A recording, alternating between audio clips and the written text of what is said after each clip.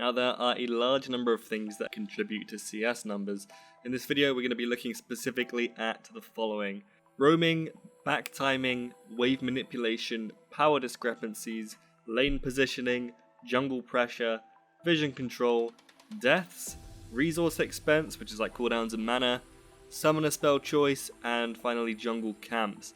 There's also the first hurdle for improving players, which is just being able to aim your mouse and time your autos on the CS, but I'm pretty much going to gloss over that in this video. If you do need some more help with just getting more minions in general, look at my other video on how to CS, and that will talk you through how you can make sure that you're getting those last hits throughout a game. Now I'm going to talk about the best way to approach and improve on each of those points throughout this video, and hopefully give you some insight into how to farm more effectively and efficiently throughout any game. Now before we jump into the sausage and mash of this video, I'd like to point out that a lot of the points in this video will also brush on knowledge of other concepts in League of Legends. Getting better at League means making incremental improvements across the whole spectrum of the game, and there's a lot of things to worry about. And I can only make these videos one at a time. We're going to start with roaming, but I'm also going to touch on a few concepts and topics that will be important to refer to for the other sections, so make sure you listen to all of this section first. Leaving your lane to achieve something more impactful on the map can be a fantastic way to snowball your team to a lead. This is especially true in solo queue, where the general lack of coordination of both teams can mean you secure significant advantages by doing so. However, there are definitely better times to make these plays than others. Firstly, consider that by simply staying in your lane and killing the minions, you are getting gold and experience in one of the most efficient ways possible. If you get all the CS by 10 minutes, that's 107 CS. By 20 minutes, it's 234 CS. Every time you leave the lane, you will lose minions to your wave or to the tower. A wave's value before 20 minutes is around 130 gold, but more if you take into account the value that its experience is worth. So make sure you take this into account when deciding if it's worth trying to get that kill in the jungle or in another lane. I'll discuss situations where roaming is better than farming in another video that will be specifically dedicated to roaming. I would suggest that unless it is going to put your team at a significant disadvantage, try to keep your roaming to a minimum before 10 minutes. There are cases where this isn't necessarily the best option, mostly based on certain champions that you're playing, certain matchups and team comps, but for the average player it is going to be a better decision to just keep getting the guaranteed gold and experience from your lane. Chances are your opposition, the other guy in your lane, is going to make some poor roam timings, and this will mean that you can get ahead in gold and experience just by staying put, which you can then use to push your advantage, potentially getting a kill or much better, tower. It's also worth noting that being in lane, even if you don't manage to last hit the minions, means you get the experience, so long as you're in range. You'll get a feel for this range if you pay attention to it, and you should. Experience is super important, especially in the early game. Achieving levels 2 and 3 is a massive deal, as your champion's power is increased exponentially with each new ability you unlock. This is why in higher level play, as soon as you see someone getting one of these levels before their opposition, they will immediately look to fight them. This also happens at level 6, especially for champions that are very reliant on their ultimate. I'll go into this in more depth in my videos on trading and all-ins. Looking specifically at how the stats of a champion change with level, for example their HP regen, mana, attack range, armor, and so on, each level is worth a huge amount of gold. It varies from champion to champion, but the average gold value gained per level in stats is 584 gold and 58 pieces of gold. Of course, it's spread out pretty much over every stat a character has, but you can think of it like getting an extra component item.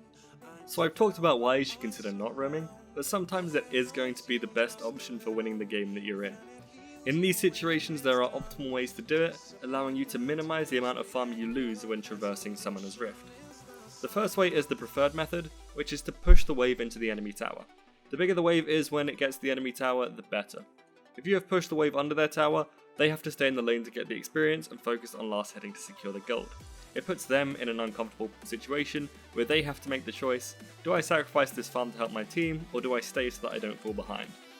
If they decide to stay, you will likely have a numbers advantage going into whatever fight you are moving towards, and if they come, then they are betting on themselves winning the fight, because if they don't, it's twice as bad for them. So you are forcing a lose-lose situation for the opponent at best, and a draw-draw situation at worst. And remember, sometimes if you lose a fight where the opposition gives up a big wave, you might still come out ahead. If you've got the experience from the wave that they left, and it gives you a level advantage, Even if they kill you and secure the 300 gold bounty, they are still down 284 gold and those 58 pieces due to the worth of the stats that you got from the level. Now the second way that you can deal with it is to freeze the wave before you leave, but this only works for around a wave's worth of time in the early game, and only if the enemy isn't already in the lane. It's a situational option that can be used if you are roaming somewhere nearby for a short amount of time. If you want to learn more about wave manipulation, check out my video on it and it's linked in the description. Now I mentioned in the previous section on roaming that staying in lane is one of the most efficient ways of farming. You can't always be in lane however, as naturally there are loads of things going on in League that will most likely at some point mean you need to go back to base. Whether it's to regain health and mana lost in trades, or to pick up items from the shop to allow yourself to keep the power differentials under control, but going back to base is often an inevitability. As with everything, there are ways to optimize going back to base. The method tends to be similar to roaming, where ideally you push the wave into the enemy's tower before you base. This means that while you are recalling and picking up your items, they are still under their tower last any minions. By the time they have cleared the wave, you will already be on your way back, and the wave will likely be returning to the middle of the lane, potentially with extra minions on their side. This is great as it means it will push back towards you, and there will be a juicy amount of minions waiting for you to collect once you get back to lane. You can also try and freeze the lane, but this method is only really a viable option if you have the teleport summoner spell, or if you have just killed the opposing laner. Otherwise, you won't have the time to defend the freeze, and then they will have pushed a big wave under your tower whilst you're returning to lane, which you will lose. If you can defend the freeze, then it's probably the best strategy, as you can recall, purchase what you want, and then return to lane with an item advantage. You can then deny the enemy farm and keep getting all the CS you want, hardly losing any due to leaving the lane. Two more optimizations you can make with regards to keeping your farm as high as possible with regards to back timing are 1. Stacking as big a wave as you can to slow push into the enemy turret. This way, the wave will be under their turret for a long time whilst they have to deal with it, and will give you much more time and freedom to get back to the lane. The other optimization you can make is to go back as the cannon wave approaches, but before it reaches the lane. This is optimal as a cannon wave takes a lot longer to push out due to the tanky nature of the cannon minion. It also means that if the opposition pushes the wave under your tower whilst you are out of the lane, you have more time to collect the minions as the tower will be stuck hitting the cannon for a lot longer. And best case scenario, the enemy cannon is still alive when you get back to the lane, which is almost guaranteed if you have teleport, and you can then secure it. The cannon minion is super important as it gives considerably more gold than the other minions throughout the game. Pulling a wave, freezing at the right time, and preventing the enemy from being able to freeze the lane can all nab you extra CS. If you don't know how to do each of these things, or you just want a refresher, make sure to check out my guide on wave manipulation basics, linked in the description. If you can take control of the lane and understand when to set up a freeze, you can CS freely without your opponent being able to pressure you away from the last hits. If you understand wave manipulation well, you'll have a much better chance of not having the wave locked into an unfavourable or dangerous position where every CS is a risk. Being pressured, which will happen if you have to overextend for any single creep, will mean you will have to give up some CS. There's not too much else to say here that I haven't already covered in my other video or that isn't covered in the other sections, so make sure you know how to manipulate waves. Understanding who's stronger in a lane at any given point is vital to being able to CS. At the top level, if players in a lane play perfectly, this power discrepancy comes almost entirely down to the matchup of the champions. A pretty obvious example of this would be Olaf versus Sejuani in the jungle. Olaf's early game power is pretty much unrivaled, so he can take as many of the jungle camps as he likes from Sejuani, ignoring the other 4 players in the early game. Sejuani doesn't mind this because she knows she'll be more valuable as the game progresses even without the early gold, so long as she doesn't fall too far behind. You see this kind of thing in competitive games pretty often. The Olaf will take lots of gold from the Sejuani's jungle, but it won't matter too much if the game goes really late. In lower level play, heavily apparent between Iron to Diamond, but also apparent in Master and Challenger, is that an individual player's skill also affects the power discrepancy. If you have better knowledge of a matchup, you will know when you can and can't approach the wave. If you're against weaker opposition, and by that I mean a player of lower skill level, you will be able to get away with more. Being able to judge how good the other player is will allow you to know if you can get a little greedy for some extra CS, even if you know your champion is weaker at that point.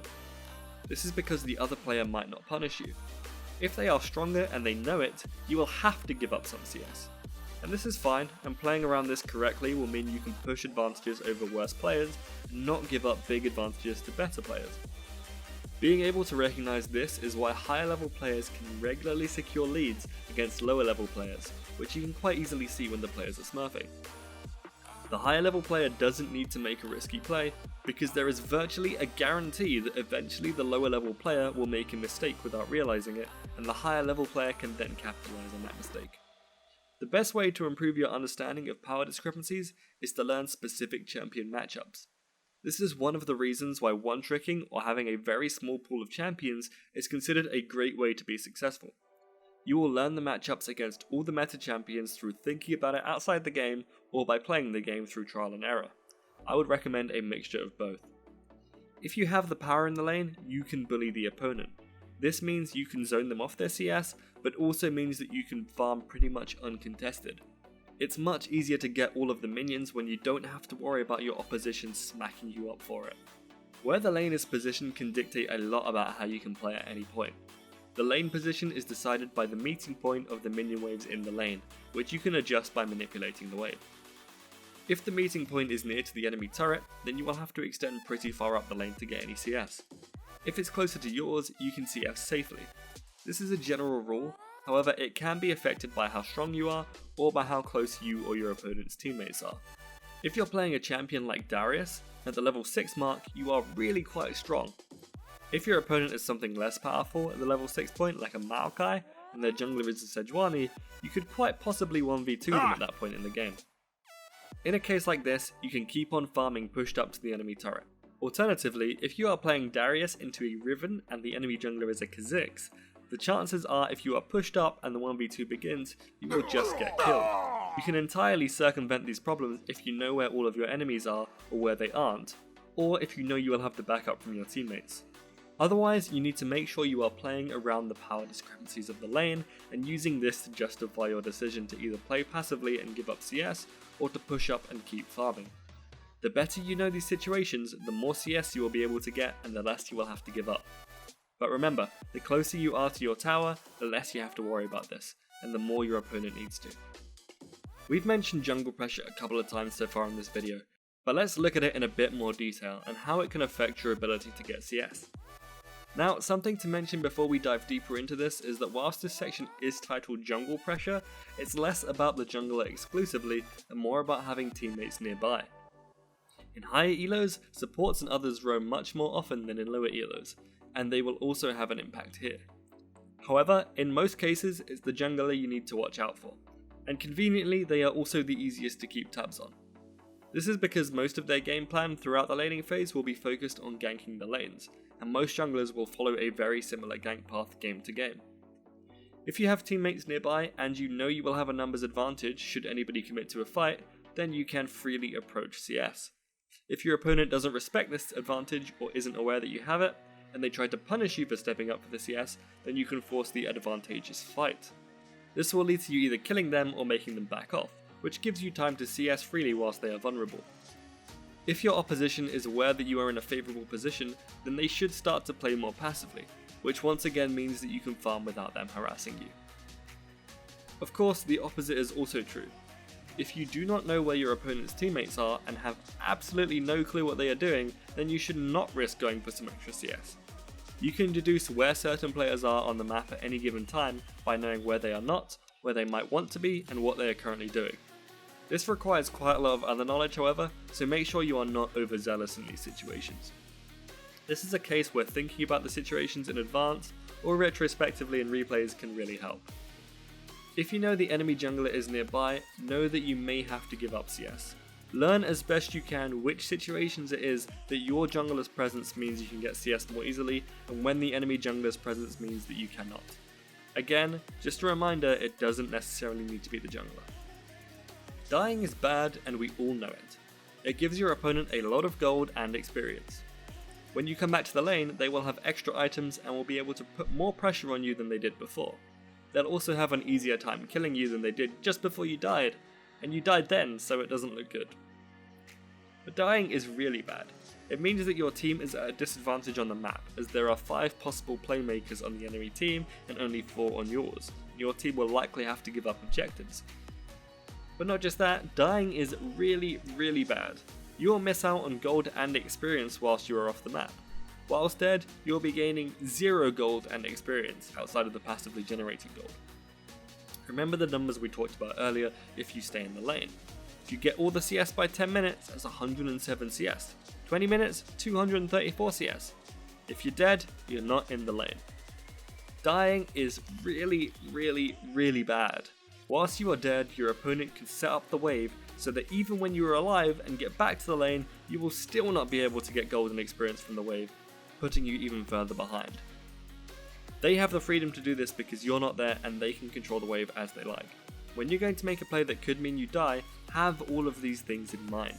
There are some situations where dying doesn't cause some of the negative situations to happen, and these are times when it can be worth making that risky play. Otherwise, just get the guaranteed golden experience. If you have full mana and all of your abilities, you can use your abilities to guarantee you get farm. A lot of the time, you will need to use abilities to kill minions with awkward amounts of HP under your tower. Don't feel bad about doing this. Your cooldowns, your HP, and your mana are all resources to be spent to positively influence the game for your team. Situations where you should use your abilities to get farm are: you won't get the CS otherwise, you need to manipulate the wave and you can't do it with just your autos, you need to achieve something on the map for your team and need to be quick to deal with the CS, or you have a long range ultimate and there is a significant amount of CS across the map that otherwise no one will get the golden experience from. Now, situations where you shouldn't use your abilities to get farm are when using the ability means that you won't have enough mana or HP to keep yourself safe in the lane or able to join an important play, or when using the ability means you lose an important cooldown that means you won't be able to keep yourself safe in the lane or able to join an important play. There aren't many situations where holding an ability is worth it, but they happen very often. Keep these in mind, but don't hold on to your resources. You want to be using your resources as efficiently as possible, which means using them as much as possible with as few negative consequences as possible. If you are holding onto your resources and your opponents are not, you will fall behind. Now, this section is only really relevant to top mid and ADCs. Junglers are normally locked into flash smite and supports don't have the liberty of taking teleport. If you're not interested in hearing more, feel free to use the timestamp in the description to skip this section. Some of the spells you take are normally going to be a movement spell and a combat or utility spell. The movement option is almost always going to be flash, why it's taken over ghost or TP is a topic for another time. The option we care about more is the second summoner spell. The choices are most often between teleport and ignite for top, teleport and ignite, barrier, cleanse or heal for mid, and teleport or heal for the ADC. Anything that isn't teleport can be considered a combat summoner. Ignite is an offensive option, and barrier, heal and cleanse are all defensive options. Teleport, on the other hand, doesn't let you do this during a fight. What teleport does do, however, is allows you to leave a lane and still have some ability to affect the wave. Wave manipulation is incredibly important in terms of obtaining farm, as we've discussed, and being able to leave your lane and still have an impact on the wave can be an incredibly useful tool. Having teleport means you can die and return to lane and still get some, if not all of the CS, depending on the length of your death timer, and how quickly your opposition can push the wave. That doesn't completely avoid the negative consequences of dying, but it can reduce them by a significant amount. Teleport also allows you to recall, fill up on resources such as health and mana, allow you to buy potions and items and return to lane without losing any farm. Alternatively, if you had to walk to a wave, you could lose up to 2 waves in that period to your tower. Later in the game, you can also use teleport to get to big enemy minion waves that otherwise won't be collected. If you need to be at an objective, you can continue farming on the opposite side of the map, able to join the fight at a moment's notice without any downtime with regards to accruing gold and experience. If you don't have teleport, you will have to be near the objective, and most of the time will not be able to gain gold and experience whilst the play is going on. Teleport also allows for many other advantages, however these are the most important when it comes to farming more efficiently. The alternative combat summoners are not entirely useless, however, when it comes to farm. What they allow you to do is exert more pressure in the matchup. Having a combat summoner means you are that much stronger than if you didn't have them, so your opponent has to be that much more scared of you. The key thing to note here is that you need to be able to pressure your opponent with the threat of your combat ability. If you do not pressure them, then your combat summoner is achieving nothing. Most of the time, having teleport is better than a combat summoner when you can get away with it. If having teleport makes you too vulnerable, such as for the ADC, then stick with heal. Or if you're playing an immobile mid laner, you might want to stick with cleanse or barrier. If you play a champion that relies on kill pressure, then you might not have the luxury of taking teleport either. Quinn top, Zed mid or Draven ADC are examples of this. A lot of the time, getting a kill with your combat summoner doesn't even help you that much if you can't then push out the wave, as if your opposition has teleport, they will teleport back to the lane. They will have spent their gold and come back stronger with full resources. You will now be low on resources from the fight and not have your combat summoner available. You will be almost guaranteed to lose farm when you leave the lane, and you will have to at some point. However, not having that extra kill pressure or not having that extra survivability might mean that you can't even be in the lane with your opponent without risking death. In these cases, it doesn't matter how many times you teleport back to lane, you will always be better off with the combat summoner. The final topic to cover when it comes to farming more efficiently is taking jungle camps, when you're not the jungler. If you are the jungler, then substitute out jungle camps in this section for lane minions. At the start of the game, the laners are generally too weak to take the jungle camps. The jungler can do it because he gets the jungle item, which is really strong against the camps. As the game progresses, however, you will be strong enough to take them. Any situation where taking a camp doesn't mean you lose too much pressure on the map and doesn't hurt your jungler too much is a situation where you should take the camp. The later the game goes on, the less freedom the jungler will have to take their camps. They will need to stay near an objective or a certain area. There are very few times from the mid game onwards that a jungler will be able to do a full clear. Therefore, again, you want to be efficient. You want the jungle to be taken as much as possible. Any time that a camp is left untaken is gold and experience just sitting there not being claimed. If you are side laning, always take the camps along your side of the map. The Gromp, the Krugs, often even the Wolves and the Buffs, don't feel bad about it. The only thing you have to watch out for is in low elos, where junglers stupidly threaten to go AFK for it, even when they won't be getting to that camp before it would respawn. Always prioritize your enemy junglers camps and try to get as many of them as you can if you have pressure before you reset after a play. So let's say you take the mid tower, you kill 3 of their team, go into their jungle, get a camp before you base. This will starve them out and increase the gold and experience difference between your teams. Getting good at both farming your lane and farming jungle camps is one of the best ways to increase your CS per minute, and a great way to put yourself ahead of the curve in any given game. Hey guys, thanks for watching. I know it's been a long time since I made a video. Hopefully this one is okay. I know it was super long and I had a load of information, so I would say just come back and watch it bit by bit, watch it in parts. Just make sure you get all the information because there's a lot of stuff covered here and it was quite hard to get it all into one video where it made sense. So if you have any feedback, please let me know. You might have noticed that the video looks a little bit different to how the other ones have looked, and that's because Gimmers is an editor who's helped me work on this video. Link to his channel is in the description. He plays Smash and League and some other stuff. I know it's been a while, like I said, so I will be making more videos now that I've got the editor Gimmers to help me. That's going to be a big difference because I really wasn't enjoying making, or rather editing the videos. So now that he's doing that, we've got sort of hand-in-hand synergy. Should mean that we get more of these videos coming out in the future. Also want to say, please feel free to come and join my Discord. Got quite a few people in there now. We always talk about, well, meta changes, and we also talk about how the videos are going. It's an easier way to get feedback. And also, if you want help improving on your gameplay, you can join the Discord as well. You can send little clips of your gameplay or your OPGG, and I'll happily review it. So yeah, link is in the description to that. Also, link in the description to my Twitch. I'm going to start streaming pretty regularly soon, I hope. So again, if you want to ask any questions, feel free to come into the stream. It will be pretty chill, will be just a good time. And me getting back into Master MMR, which is hopefully going to happen pretty soon. I'm almost back there. And finally, if you guys want to follow me on Twitter, it's always very much appreciated. That is also in the description. But thank you very much for sticking with me, sticking through this video. I know it's a long one, like I said, and thank you for sticking with the channel. I know it's been a while, but hopefully we'll get more content out to you, more stuff, more learning, and more educational League things as we go into Season 10 with lots of exciting new changes. So thanks for coming along, and I'll see you in the next video.